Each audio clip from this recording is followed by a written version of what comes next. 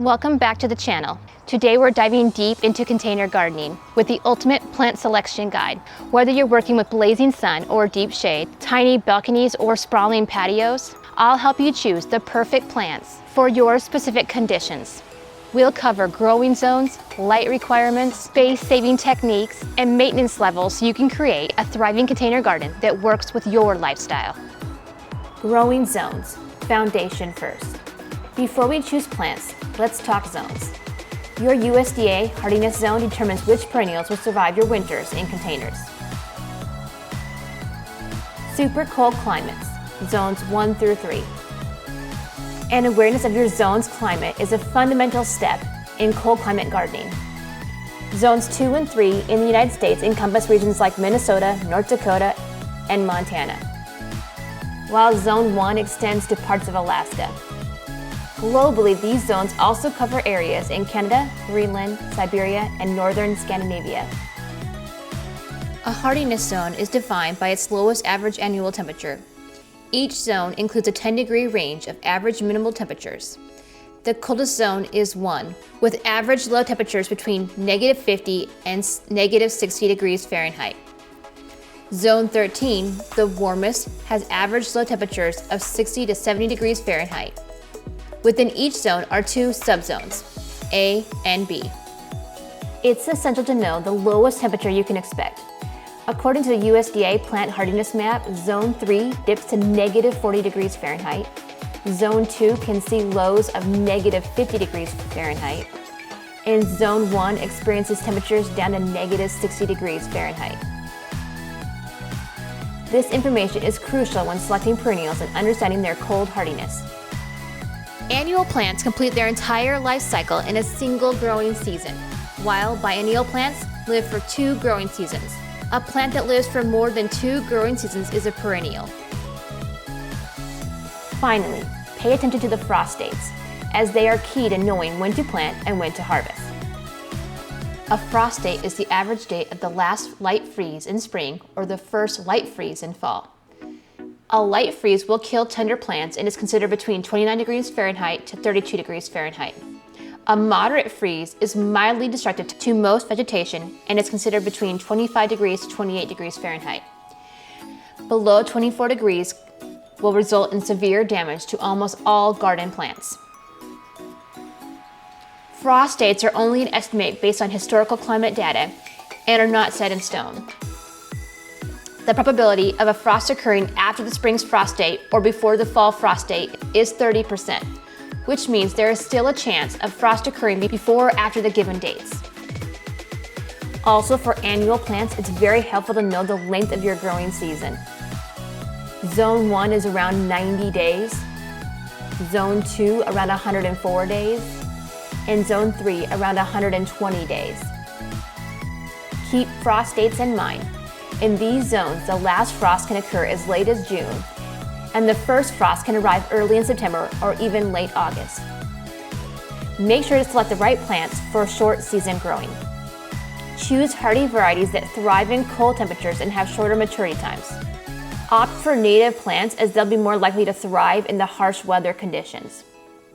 And for annuals, select varieties that reach maturity quickly. Varieties with words like first, early, north, or Siberian are usually fast to mature. And some herbaceous perennials like oregano can be grown as an annual. Extend the growing season. Start seeds indoors. Begin your seedling indoors to extend your growing season. This head start gives your plants a chance they need to mature before the cold returns. Structures like cold frames and greenhouses are used to protect your plants from late and early frost and will extend your growing season by several weeks. There are also soil and bedding techniques that'll aid you greatly. Utilize raised beds.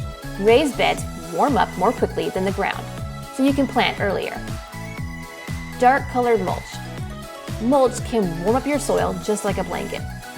Avoid light colored mulches, as the light color can actually make your soil colder, especially during the early and late ends of your growing season. Amazing alternatives include grass clippings, compost, warm castings, or leaf mulch. I would also consider using innovative heating, such as dry hotbeds.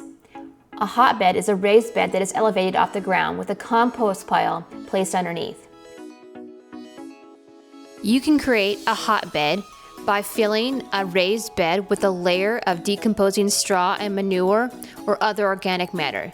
You then add a thinner layer of growing medium, such as soil or compost, on top to grow plants or seeds. Like any other compost heap, a hotbed is built up using organic materials. Ideally, there should be a good mix of nitrogen-rich green and carbon-rich brown materials. By providing a source of gentle, natural heat, a hotbed is an alternative to more costly methods of winter heating. It's a very effective measure to keep plants frost-free, especially when used inside a greenhouse or a polytunnel. Even when implemented outside, a hotbed can be covered by glass or plastic to retain the heat that is given off by the composting materials. And it will definitely help stave off frost. It will also protect your plants from heavy precipitation, strong winds, and other winter excesses. As an added benefit, it'll provide a level of protection against a range of pests that are a problem at this time of year.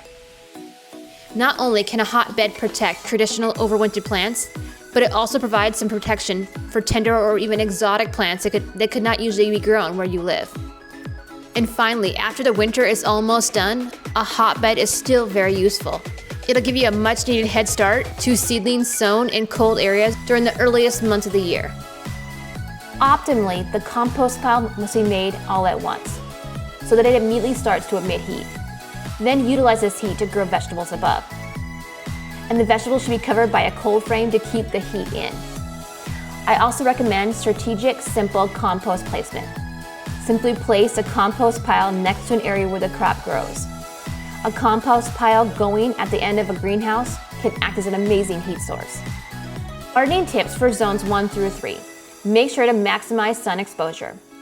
Position your garden to get maximum sunlight throughout the day. This can improve growth in a shorter summer season. Soil enrichment is also important. Enrich your soil with compost to provide warmth and nutrients to the roots of your plants. And don't forget wind protection. Create windbreaks with shrubs or fencing to protect your garden from the chilling effects of the wind. But the best advice? Just embrace the cold.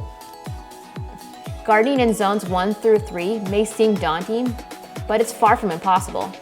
With careful planning and strategic practices, there's no reason you can't enjoy a bountiful harvest.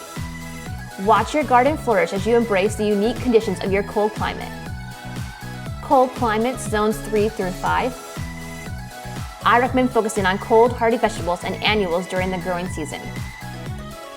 Great perennial options include kale, garlic, chives, mint, and oregano. Make sure to protect your containers in winter, or bring indoors if that's an option. Some vegetables that do really well in grow zone 3 through 5 are carrots.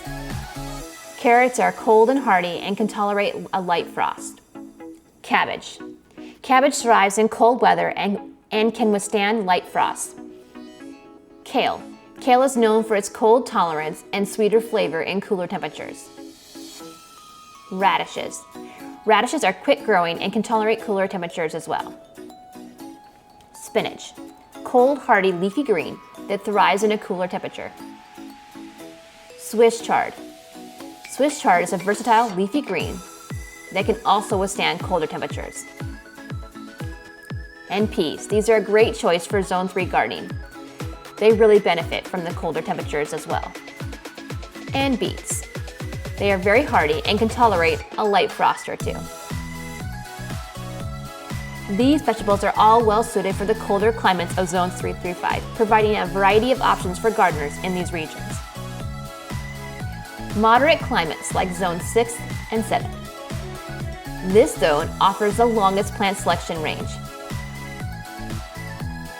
The conditions are excellent for rosemary, thyme, sage, and hardy lettuces. And with some protection, some tender perennials can overwinter. There are a lot of vegetables that grow well in zones 6 and 7. In zone 6, vegetables like lettuce. Lettuce thrives in cooler temperatures and can be planted early or late. Spinach. Spinach is a cold, hardy leafy green that can be planted early. Radishes. Radishes are quick growing and can tolerate cooler temperatures. Carrots. Carrots are very cold tolerant and can also be sown early. Kale can also be planted early and is known for its cold tolerance. And for Zone 7, arugula. Arugula is ideal for planting in May as it thrives in warmer weather. Beets. Beets are also perfect for sowing in May, and they also add a pop of color to your garden. Spinach. Excellent for planting in May. It's fast growing and nutritious, making sure to take advantage of those warmer days. And of course, lettuce, a staple for any salad lover, offering a crisp and refreshing taste. These vegetables can be planted early in the season and are capable of surviving late frosts, which makes them perfect for the cooler temperatures of Zones 6 and 7. All right, it's time to discuss cole crops. Cole crops are a vegetable which originated from the mustard family. They are very common and we consume many of them on a regular basis. They thrive in planting Zone 6, and most do a really great job of surviving during colder weather. If you were in growing Zone 6, you should consider raising broccoli, Brussels sprouts, cabbage, and turnips. Oh, and as a quick tip, cole crops aren't great companions for some nightshade varieties. Make sure to give adequate space between the two varieties. Many of you are familiar with the nightshade family. Most nightshades prefer warmer weather and produce large yields if watered adequately. The recommended nightshades to grow in growing Zones 6 and 7 are eggplant, potatoes, tomatoes, and peppers. And remember, if you're rotating your plants each year, don't plant nightshades where cole crops were previously planted. This can damage your plants and ultimately destroy your harvest. Root vegetables. Root vegetables are a great plant to grow, especially in cooler weather. You can start them early, grow them later, and if you use a cold frame or greenhouse to protect them, they have potential to grow year-round. And in grow Zone 6 and 7, root vegetables that you should consider raising are beets, carrots, celery, garlic, onions, parsnips, radishes, rutabagas, and sweet potatoes. Warm climates, Zones 8 through 10. Here's where year-round growing potential begins. They are absolutely perfect for citrus trees, tropical herbs, and heat-loving vegetables. The focus here is on heat tolerance and summer survival. When growing vegetables in Grow Zone 8, you can plant the most familiar garden vegetables, sometimes even twice a year. During the cooler season, consider vegetables like carrots, peas, celery, and broccoli. And for the warmer season, consider vegetables like tomatoes, peppers, cucumbers, and squash. And last but not least, the tropical zone, Zone 11+. This zone has an unlimited growing season. It's ideal for tropical fruits, year-round vegetables, and exotic herbs.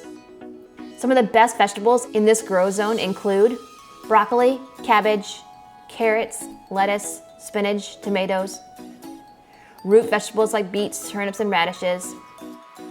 And for the hotter summer garden or orchard, you can include plants like bananas, basil, cantaloupe, corn, cucumbers, watermelon, peppers, mangoes, limes, lemons, and pineapple. Light requirements, sun versus shade. Full sun champions. These require 6+ hours of direct sunlight. And these include tomatoes, which need heat for fruit development, peppers, sweet and hot varieties thrive, basil, which becomes more aromatic in full sun, rosemary, this Mediterranean herb, loves heat, eggplant. Eggplant requires warmth for production, squash and zucchini. These are sun-hungry producers. Citrus trees, essential for fruit development. Partial sun performers. These require 4 to 6 hours of sunlight.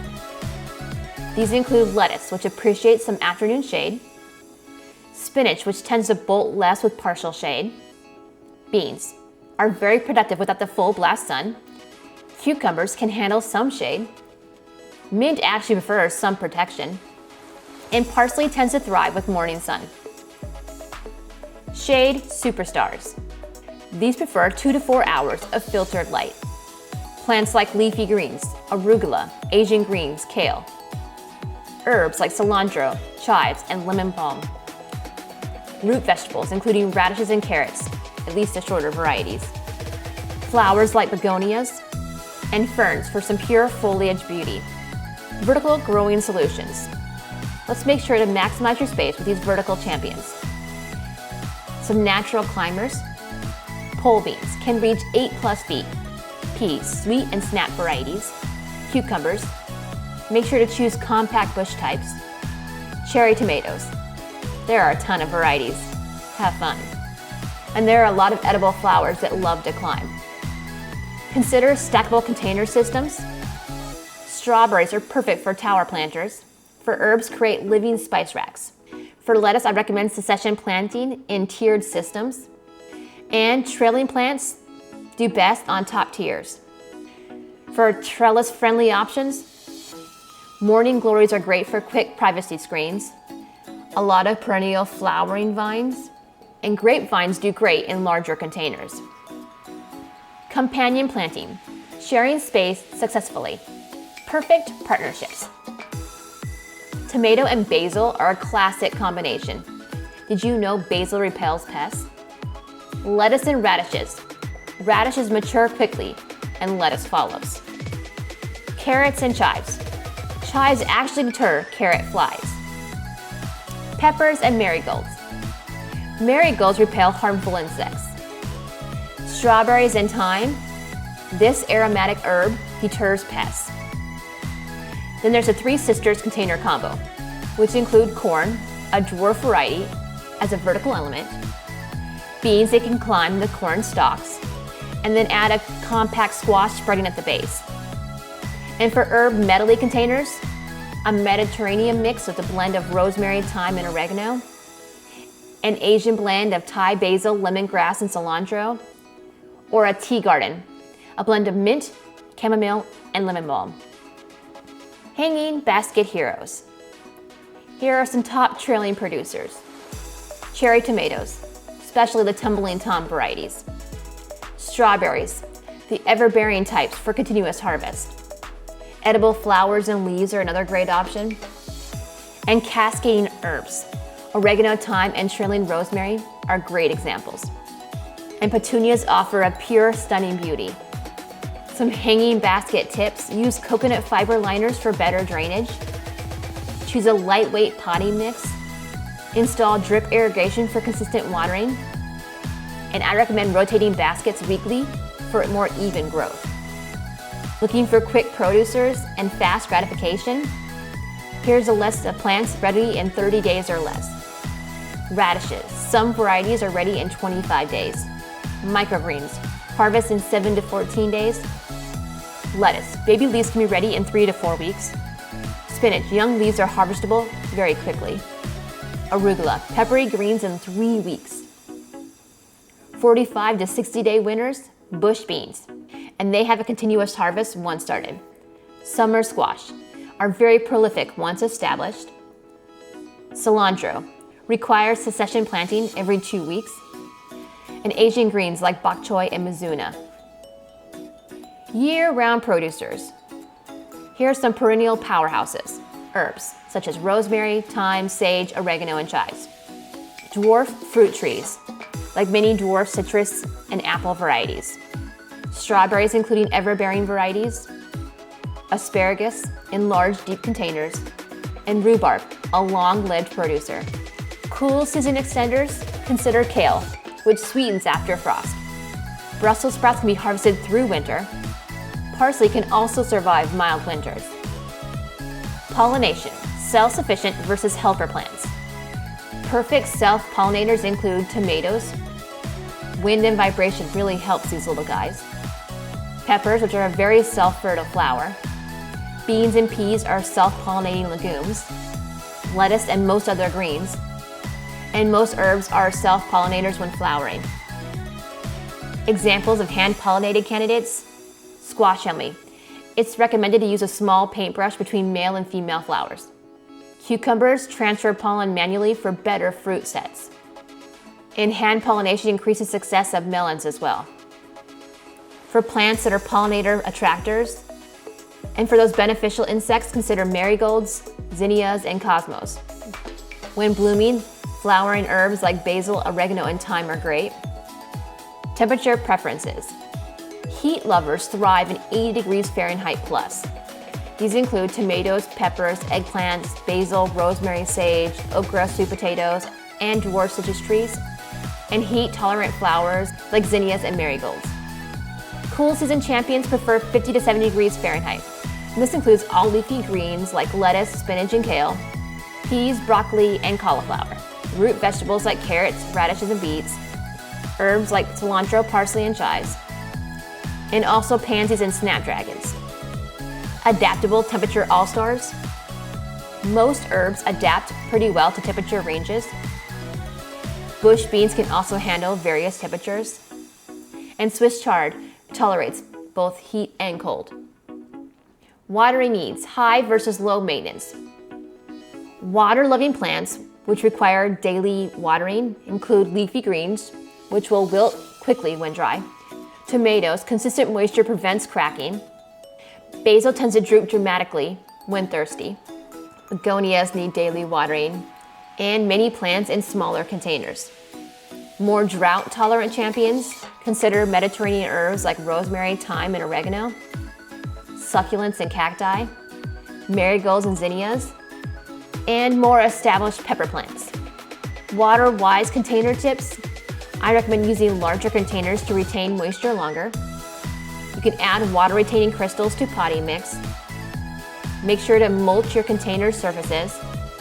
I recommend grouping your plants with similar water needs, or you can install drip irrigation systems. Busy gardens' best friends.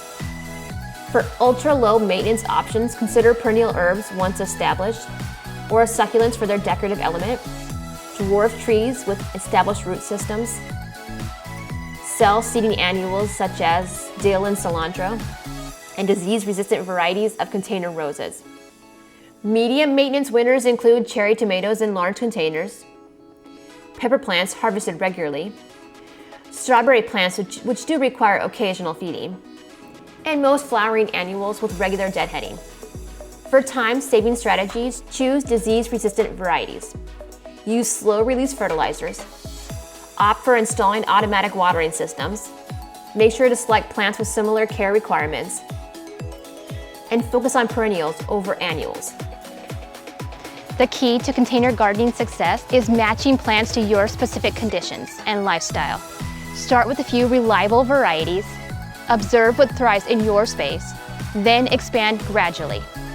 Remember that containers give you control over soil quality, drainage, and even location. Use these advantages to create the perfect growing environment for each plant. What's your biggest container gardening challenge? Birds scare me. What's your biggest container garden challenge? Drop a comment below and let's solve it together. Don't forget to sub for more gardening tips. And I'll see you in the next video where we'll dive into seasonal container garden maintenance. Happy gardening, and until next time, stay chatty.